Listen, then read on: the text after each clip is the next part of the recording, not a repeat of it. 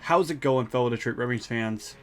So earlier this week, we talked about Cross Hanas, who is over in the WHL, dominating, racking up the points. Now we are talking about a prospect who is racking up the points in the NCAA with the University of Denver. Now, if you know who's on that team, then you know we actually have 3 prospects attending that university. Shai Buam, Antti Tuomisto, and Carter Mazur. Now, Antti Tuomisto and Shai Buam both deserve videos of their own for what they are doing in that squad. But this video is about the Jackson, Michigan native, 6 foot, 170 pound winger, Carter Mazur. Now, before we go into detail about what Mazur has been doing, I want to give a shout out to Yo-Yo. We hit the 1,000 subscriber mark a little bit ago, and want to start thanking you guys for making the Red Wing Nation community a community. So if you want to get a shout out, make sure you subscribe and join lots of other great fans of this team and sport. Alright, so back to Mazur. Selected by the Detroit Red Wings in the last draft in the 3rd round as an overager, meaning he could have been selected in the 2020 draft. No one expected anything crazy out of Mazur.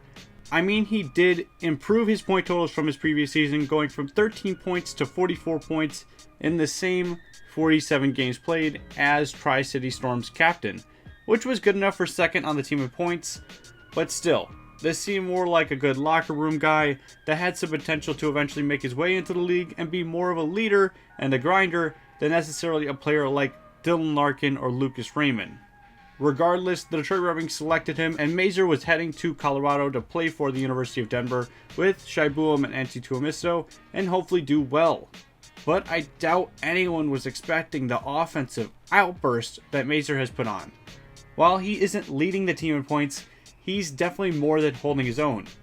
Mazur had a rocky start to the season, recording only 3 points in his first 8 games played with Denver. And then after that, he has been on fire, recording 18 points in his last 11 games played. And even being put on the World Junior Championship team before it was shut down due to COVID this year. So how does Mazur play, and what does he need to improve on? While there unfortunately isn't a lot of material of his play to go through online, there was consistent themes in his style of play and what few people were saying about him. That while Mazur doesn't blow you away with anything in particular, he plays really good hockey and definitely doesn't shy away from playing ugly hockey, if it means to get the win. Think of Bertuzzi. Before he was toe dragging through everybody and just being the goal scoring beast he is now, he was known for scoring the scrappy goals. Well, in some way, Mazur is like that. I think more leadership and roughness compared to the amount of skill Bertuzzi has now.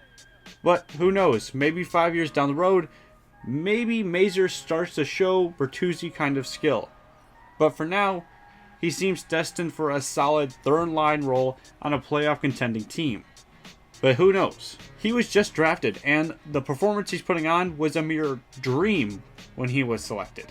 In terms of what he needs to improve before he heads into the NHL, realistically, he just needs to focus on continuing to develop his game to be better in all aspects. After this season wraps up, he still has 3 more years he can continue playing with the University of Denver before he has to sign his entry-level contract. All signs point that Mazur will be heading back to the University of Denver next season, barring some kind of insane showing for the remainder of the season and in the next offseason for the Detroit Red Wings, where he just makes them, no matter what, a far better team with him than without him. But unless that happens, I believe the best place for his development is to stay in Denver with Buam and Tuomisto playing valuable minutes with them.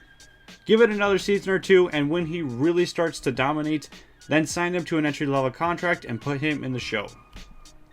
What do you guys think? Is Mazur the real deal? Does he just have really good players around him? Let us know down below. Red Wing Nation was designed to be a community of Red Wings fans that can come together and talk about all things Red Wings.